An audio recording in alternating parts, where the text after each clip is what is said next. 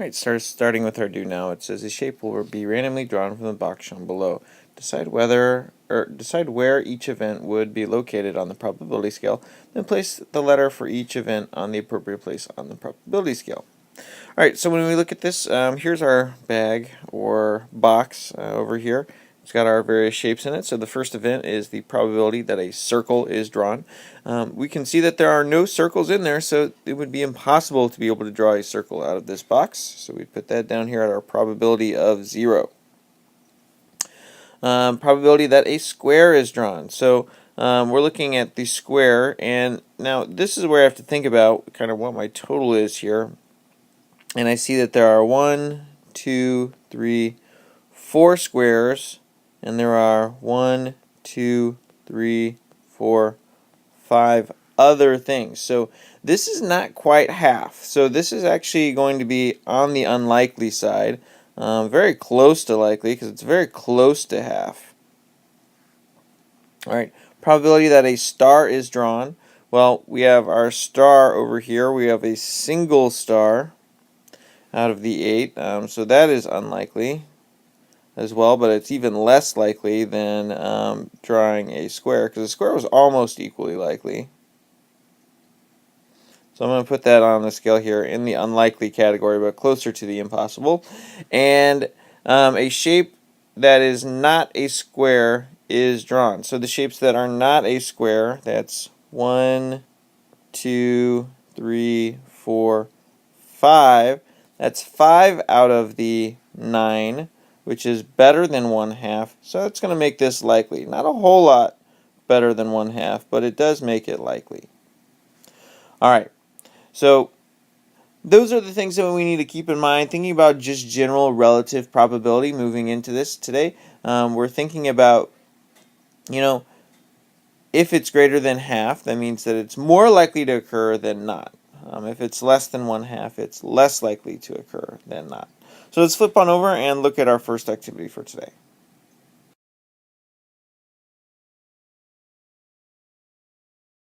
All right, today's aim, Kipsters will be able to calculate observed probability. Observed probability.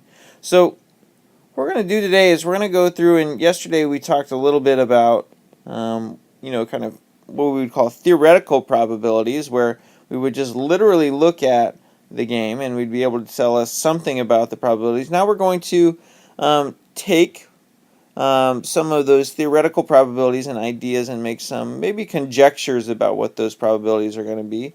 But then also we're going to look at the observed probabilities, like what actually happens, and see if that can guide us to determining how likely something is to happen.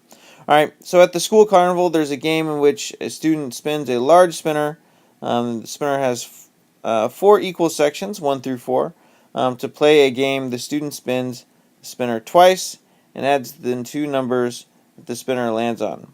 If the sum is greater than 5, or equal to 5, the student wins a prize. Alright? So, before we think about this, I just want to just put it on a general scale. Let's make some conjectures here, make it a little bit more fun for us.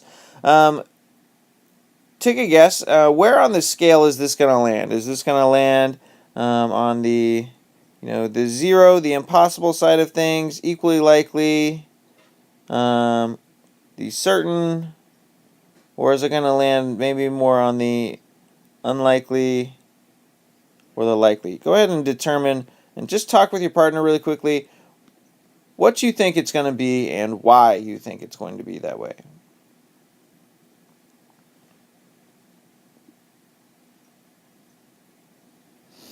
Alright, so now you and your partner are going to use the paper clips provided to you, and you're going to play the game 15 times and record the outcome of each spin on the table below. So remember, in each round of the game, you're actually spinning it twice. So for turn 1, your first opportunity, you'll spin it once. Maybe you get a 2. The second time, maybe you'll get a 3. And so your sum will be 5, which means that in that particular case you will have 1. Because remember, the game is to score 5 or higher, greater than or equal to 5. Alright, so go ahead and spin through this and play the game 15 times. Make sure that you carefully record your results. And once you've done that, go ahead and answer questions 1 through 3. Alright, so you can see here I've got a set of sample data. This is from spins that I took. And I'm going to use this data to kind of help me answer these questions over here. So out of the 15 terms, how many times is the sum greater than or equal to 5? So I'm going to come through and I'm going to put some check marks by that. So that one was 5, 5, 5. 6 is greater than 5, 8 is greater than 5, 7 is greater than 5, 7 is greater than 5. And so I'm counting up. I have 1, 2, 3, 4, 5, 6, 7, 8 of the 15. So out of the 8 times.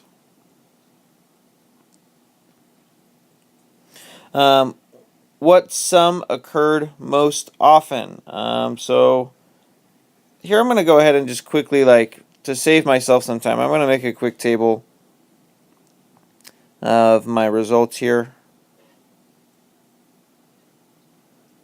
And I'm just going to make it like this.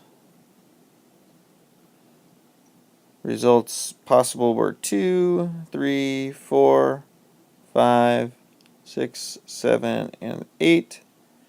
And how many times did I get each of them? I'm going to go through and I count 2 2s.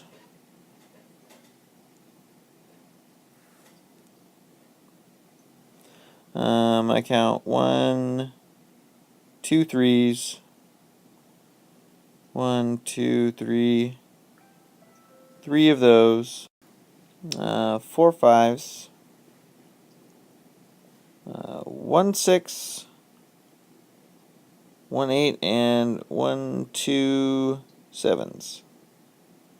Alright, so what occurred the most? We can see that is a 5.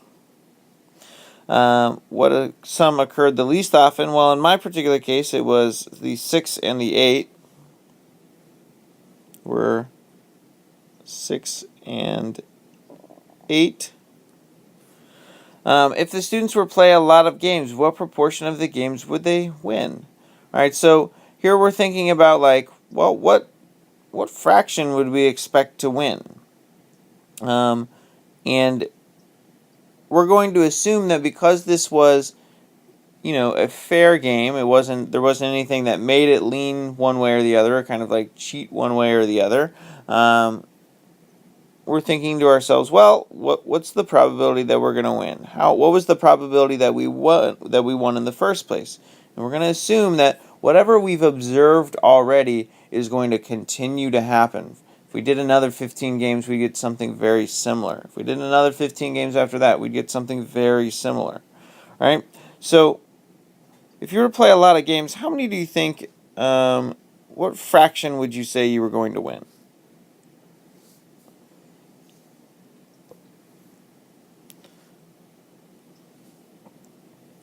And this is kind of where the probability really starts to step in. You're saying, well, what fraction would I expect to win? Well, in this particular case, I can see that I won 8 out of the 15 games.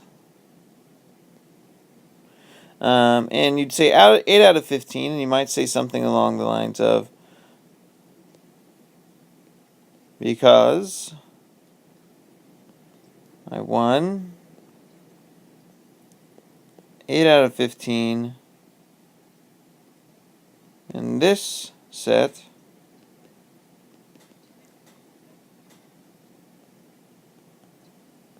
so I'd expect it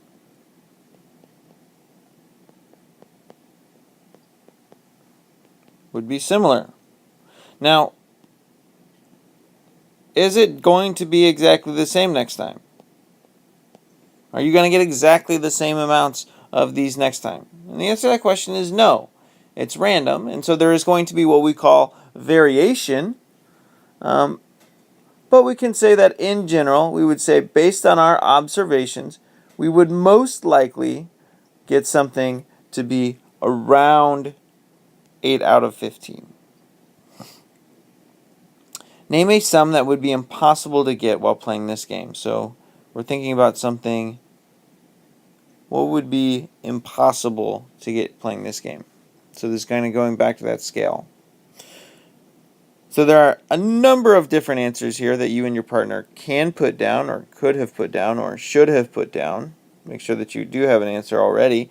Well, spinning, having a sum of 1 would be impossible. Having a sum of 9 or more would be impossible because we can't add 1 and 1, or the smallest numbers we can add are 1 and 1, and that would give us 2, so we can't have anything less than 2. And the greatest we can get would be 4 plus 4, so that would be impossible to get anything greater than 8. So thinking through that, there's a lot of different answers you could have there. What event is certain to occur while playing this game? Well, answers, here again, once again, you and your partner can decide. There may be multiple different answers here. One way you could answer this is you could say, well, and a certain event would be getting a sum that is between 2 and 8. So those are your maximum and your minimum. You could say getting a sum that is greater than 1, because all of your sums are going to be greater than 1. So things like that would be appropriate answers. All right, let's flip on over to the other side and let's really dig into this idea of observed probability. All right, so when we look at this, we were spinning the spinner and recording the outcomes. We were performing what we would call a chance experiment, or a lot of times we would say we would be finding the results of random events. We can use the results from chance experiments or random events to estimate the probability of a future event. So again, you were thinking that it's a random occurrence, so that randomness is going to continue to follow the similar patterns. In the example above, we spun the spinner 15 times and we counted how many times the sum was greater than or equal to 5. So an estimate of the probability of the sum being greater than 5 is the same as this. And what we see here is this is our total number of observations over the number of occurrences of the event. Okay, so to make this even shorter, you might say this is occurrences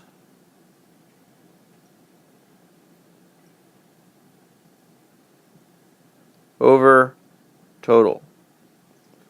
And this is actually going to look really similar to you because in a lot of ways this is Q is equal to percent times whole.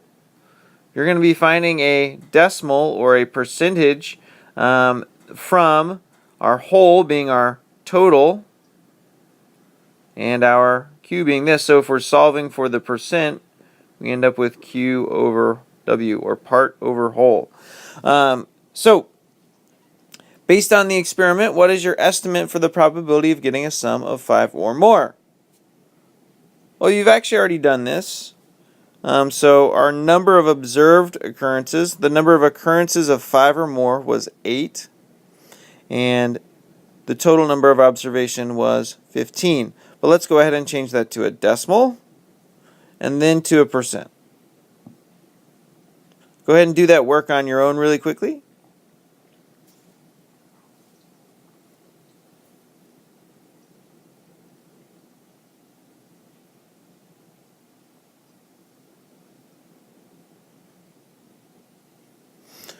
So depending on what you had, you might not have had 8 out of 15. You may have actually had something different. However many occurrences you actually had. Well, 8 out of 15 for me was 0.53, which would be approximately 53%. This is a rounded number. All right. Based on your experiment of playing the game, what is your estimate of the probability of getting a sum of exactly 5? So now we need to go back and we need to look, what are my occurrences? What are my total? All right. So what are your occurrences? How many times did you get exactly 5? If you go back and you look at your data, yours may be different than mine, but for me, I got 4. If we want to flip back over, you can see that I had 4 occurrences where I got exactly 5. And my total, again, the total is we still spun it 15 times, so my total is still 15. When I calculate this out, again, this is going to be a rounded value. I'm going to get approximately 0.27, which is approximately 27%. So that's calculating, observed probability. We could say that 27% of the time we would expect to get a 5. That's on the less likely side, but what we can see is that that is going to be possible. All right. A student brought a very large jar of animal crackers to share with students in the class. Rather than count out and sort all different types of crackers, the students randomly chose 20 crackers to find the following counts for the different types of animal crackers. Estimate the probability of selecting a zebra. All right. So based on this definition of how we calculate observed probability based on what we've seen so far, go ahead and calculate for me what you think the probability would be of getting a zebra on the next cracker. So looking over here, you're going to be thinking about this. Again, our idea is our occurrences over our total.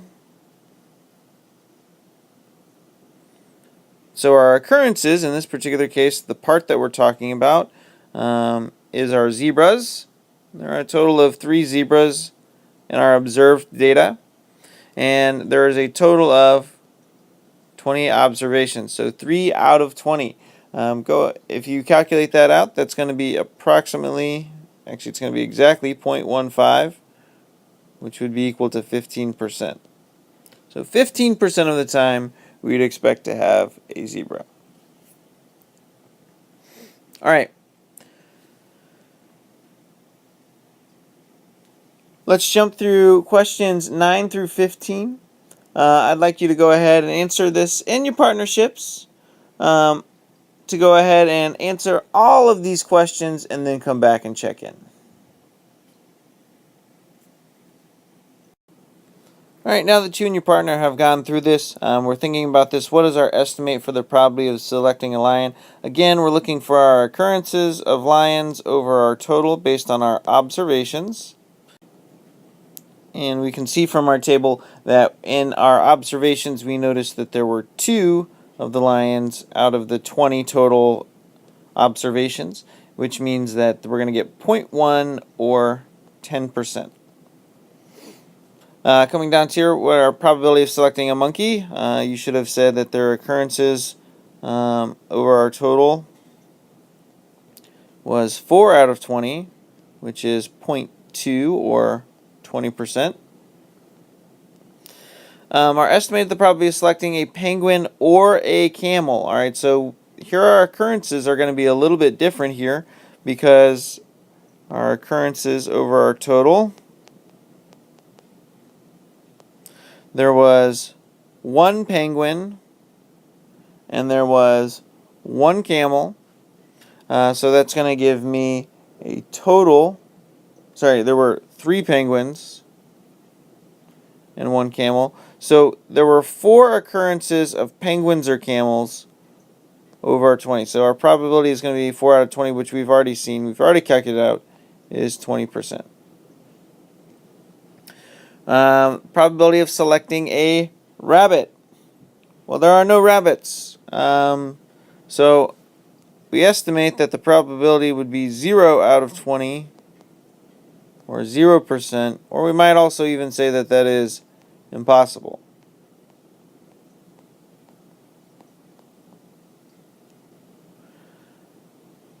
Alright, is there the same number of each kind of animal cracker in the large jar? Explain your answer. Alright, so this is kind of checking your ideas and what you think about what this means about probability.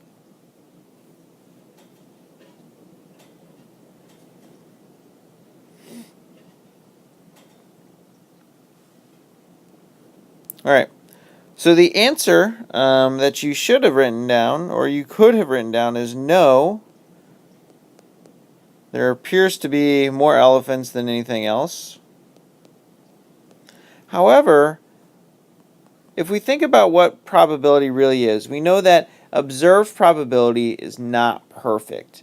And it's different than theoretical probability. So when we look at this and we think about this particular jar, it may be possible that we just got a different sample here that's just a little bit imperfect. So when we think about this, observed probability is not always perfect. There's going to be variation. If we did this over again, would we get the exact same numbers? The answer is no. We would not get the exact same numbers. So there appears there are more elephants. But to be truly sure that that was true, we'd actually have to go through and calculate them all out. However, the whole point of this is to not have to calculate them all out and to be able to make some estimations using our observed probabilities. And that's how scientists, that's how mathematicians, that's how people, marketing people will go through and determine things, is by taking small sample sizes and making conjectures based on those sample sizes. All right, and the next question I really just answered, I kind of gave away. It says, if the student were to select another 20 animal crackers, would the same results occur? Why or why not? So you should actually already have this answer because I kind of just gave it away.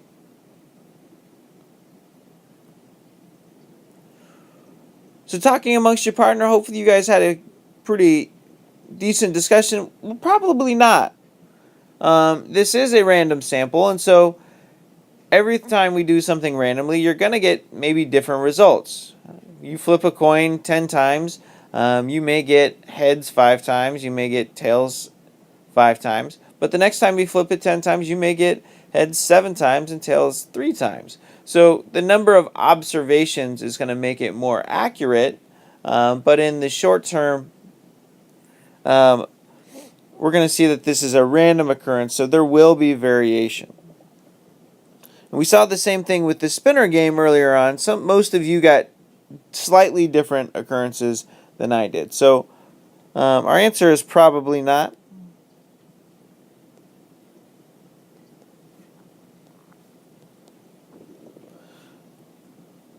We would expect the results to be similar.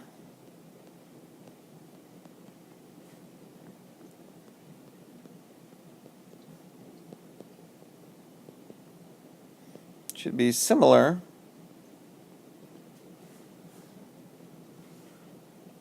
Comma, but varied. The word varied is one we're going to use a lot. We're talking about variance or varied things, things that are changed or tweaked just a little bit. All right, if there are 500 animal crackers in the jar, how many elephants are in the jar? Explain your answer. So actually, this is kind of thinking through. See if you can't come up with an idea. How would you estimate how many of these animal crackers would be elephants?